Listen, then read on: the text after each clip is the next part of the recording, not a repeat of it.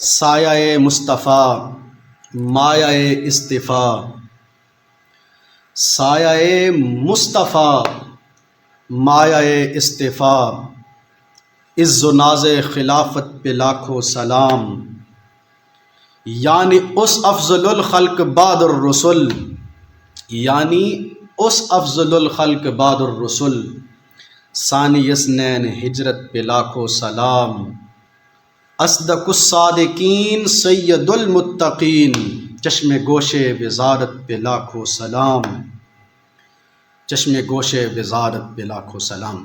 آپ کو افضل الخلق بعد الرسل کیوں کہا جاتا ہے؟ الغرض خالق کائنات نے قرآن کریم میں ارشاد فرمایا کہ ثانی اثنین اذ ہما فی الغار، کہ دو کا دوسرا جو تھا وہ غار میں کیا کہہ رہا تھا؟ اذ یقول لصاحبہ، اپنے صاحب سے کہہ رہا تھا، لا تحزن ان اللہ معنا، کہ غم نہ کرو بے شک اللہ تبارک و تعالی ہمارے ساتھ ہے۔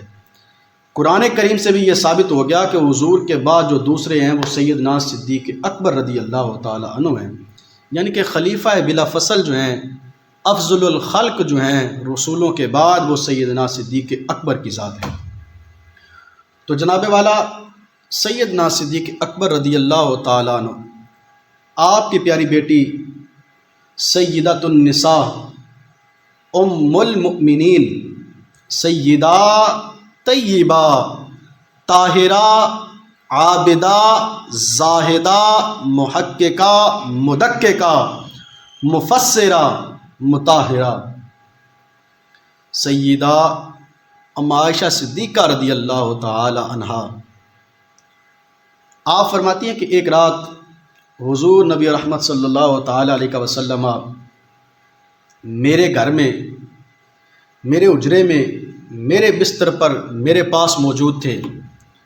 تو میں نے حضور علیہ الصلوۃ والسلام سے عرض کی، حضور میری گود میں سر رکھ کر آرام فرما رہے تھے، تو میں نے حضور سے عرض کیا، یا رسول اللہ، یا حبیب اللہ صلی اللہ تعالی علیہ وسلم، کریم آقا، کیا آپ کا کوئی ایسا امتی ہے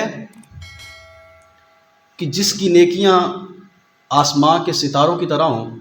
آپ فرماتے ہیں کہ آسمان کے ستارے بہت زیادہ مقدار میں چمک رہے تھے، بہت ہی زیادہ چمک رہے تھے، بڑے خوبصورت لگ رہے تھے۔ تو اچانک میرے ذہن میں یہ سوال آیا کہ یا رسول اللہ صلی اللہ علیہ وسلم، کہ آپ کا کوئی ایک امتی ایسا ہے کہ جس کی نیکیاں آسمان کے ستاروں کی مانند ہوں؟ کوئی ایک امتی ایسا ہو؟ تو حضور علیہ الصلوۃ والسلام نے ارشاد فرمایا، ہاں میرا ایک امتی ایسا ہے جس کی نیکیاں آسمان کے ستاروں کے مانند ہیں، یعنی کہ جتنے آسمان کے ستارے ہیں اتنی اس کی نیکیاں ہیں۔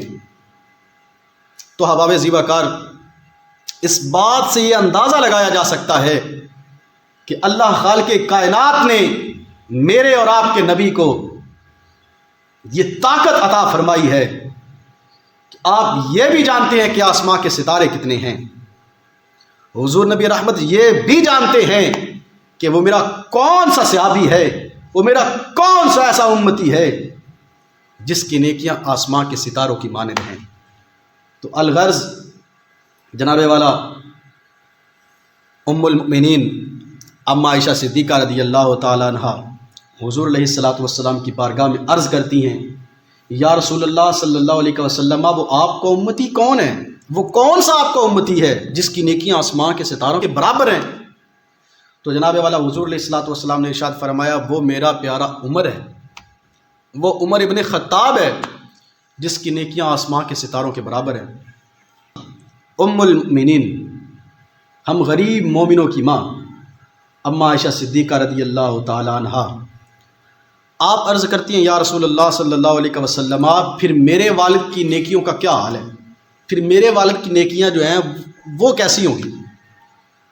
تو آپ نے جب یہ سوال کیا تو حضور نبی رحمت صلی اللہ تعالی علیہ وسلم نے ارشاد فرمایا، پیاری عائشہ، اے عائشہ، یہ تو عمر کی ساری زندگی کی نیکیاں ہیں، یہ عمر ابن خطاب کی پوری عمر کی نیکیوں کا یہ عالم ہے کہ آسمان کے ستاروں کی مانند ان کی نیکیاں ہیں، لیکن تیرے باپ میرے صاحب فی الغار اور صاحب فی الحوض کی نیکیوں کا عالم یہ ہے کہ اس کی ایک نیکی عمر ابن خطاب کی ان نیکیوں پر بھاری ہے، اس کی ایک نیکی غار والی وہ میرے اس عمر کی ساری عمر کی نیکیوں پر غالب ہے۔ تو جناب والا کون صدیق اکبر؟ یہ وہ صدیق اکبر ہیں جن کی ایک نیکی کا عالم یہ ہے کہ وہ آسمان کے ستاروں سے بھی زیادہ ہے۔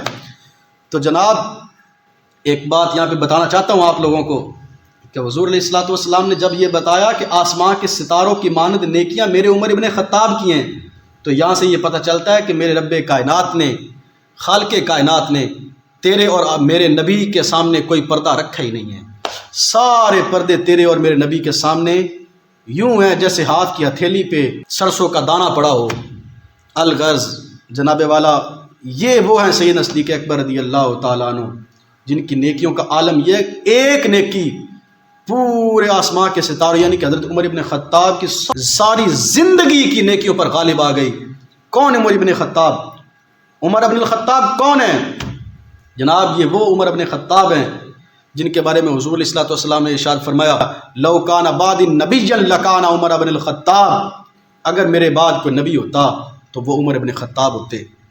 عمر ابن خطاب وہ ہیں جن کے بارے میں حضور نے یہ ارشاد فرمایا ہے کہ میرے بعد اگر کوئی نبی ہو تو وہ عمر ابن خطاب ہوگا، اگر ہوتا تو۔ الغرض جناب والا افضلیت کے متعلق جناب والا حضور علیہ الصلوۃ والسلام علالت میں اپنے بستر پر آرام فرمائے تو تمام صحابہ کرام رضوان اللہ تعالیٰ علیہ مجمعین جمع ہوئے ہیں نماز کے لیے۔ تو حضور علیہ الصلوۃ والسلام نے ارشاد فرمایا مروا ابا بکر فلیصلی بالناس، کہ ابوبکر صدیق رضی اللہ تعالیٰ عنہ آپ کو یہ حکم دو کہ حضور علیہ الصلوۃ والسلام ارشاد فرما رہے ہیں کہ میرے صحابہ کو نماز پڑھائیں۔ تو سیدۃ النساء ام المؤمنین اما عائشہ صدیقہ رضی اللہ تعالیٰ عنہ جن کے بارے میں حضور فرماتے ہیں میں نے سیدہ عائشہ صدیقہ رضی اللہ تعالیٰ عنہ کو محدثہ بنا دیا ہے۔ وہ عائشہ صدیقہ رضی اللہ تعالیٰ عنہ کون؟ عائشہ صدیقہ رضی اللہ تعالیٰ عنہ وہ عائشہ صدیقہ رضی اللہ تعالیٰ عنہ جن کے بارے میں سیدنا صدیق اکبر رضی اللہ تعالیٰ عنہ آپ یہ خواہش کرتے تھے وَأَن يَكُونَ ابْنَتِي تحت رسول اللہ صلی اللہ تعالیٰ علیہ وسلم، کہ بیٹی صدیق اکبر کی ہو اور نکاح مصطفیٰ میں ہو۔ تو اللہ تبارک و تعالیٰ نے سیدنا صدیق اکبر رضی اللہ تعالیٰ عنہ آپ کی اس خواہش کو مکمل فرمایا، پورا فرمایا۔ تو رب کائنات نے خود نکاح حضور علیہ الصلوۃ والسلام کا فرمایا سیدہ اما عائشہ صدیقہ رضی اللہ تعالیٰ عنہ کے ساتھ۔ جناب والا وہ عرض کرتی ہیں یا رسول اللہ صلی اللہ تعالیٰ علیہ وسلم کہ میرے والد محترم بڑے رقیق القلب ہیں، وہ آپ کی موجودگی میں مصلی رسول پر کھڑے نہیں ہوں گے، وہ صحابہ کو نماز نہیں پڑھائیں گے آپ کے ہوتے ہوئے۔ تو جناب والا حضور علیہ الصلوۃ والسلام نے پھر ارشاد فرمایا مروا ابا بکر فلیصلی بالناس، کہ ابوبکر صدیق رضی اللہ تعالیٰ عنہ کو حکم دو کہ لوگوں کو نماز پڑھائیں۔ ام المؤمنین اما عائشہ صدیقہ رضی اللہ تعالیٰ عنہ آپ پھر یہی عرض کرتی ہیں کہ حضور میرے والد محترم بڑے رقیق القلب ہیں، وہ بڑے نرم دل ہیں، وہ آپ کے ہوتے ہوئے لوگوں کو نماز نہیں پڑھائیں گے۔ تو حضور علیہ الصلوۃ والسلام نے ناراضگی کا اظہار کرتے ہوئے پھر کہا مروا ابا بکر فلیصلی بالناس، ابو بکر کو کہو کہ لوگوں کو نماز پڑھائیں۔ حالانکہ وہاں پر سیدنا صدیق اکبر بھی تھے، عمر ابن خطاب بھی تھے، عثمان غنی بھی تھے، علی المرتضیٰ کرم اللہ تعالی وجہہ الکریم آپ بھی موجود تھے، تمام صحابہ اکرام موجود تھے، لیکن حضور علیہ الصلوۃ والسلام نے ارشاد فرمایا کہ میرے ابو بکر کو حکم دو کہ وہ لوگوں کو نماز پڑھائیں۔ آئیں جناب اس کی تھوڑی سی وضاحت کرتے چلیں۔ جناب والا کہ معراج کی رات جب حضور علیہ الصلوۃ والسلام نے مسجد الاقصیٰ میں انبیاء کی امامت کی تو جناب والا 1,24,000 کم و بیش انبیاء اکرام موجود تھے، حاضر تھے، لیکن رب کائنات نے امام الانبیاء کسے بنایا؟ جو تمام انبیاء میں افضل تھا۔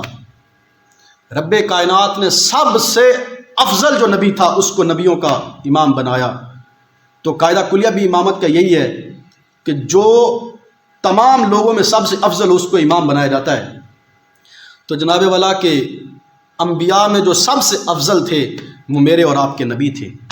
اللہ خالق کائنات نے میرے اور آپ کے نبی کو حکم فرمایا کہ انبیاء کو امامت کروائیں، انبیاء کو نماز پڑھائیں، تو جناب والا ادھر اصحاب میں حضور علیہ الصلوۃ والسلام کے تمام صحابہ اکرام رضوان اللہ تعالیٰ علیہ مجمعین میں اگر کوئی ذات افضل تھی انبیاء کے بعد، انبیاء اور رسل کے بعد پوری کائنات میں کوئی ذات اگر افضل تھی تو وہ سیدنا صدیق اکبر رضی اللہ تعالیٰ عنہ کی ذات ہے۔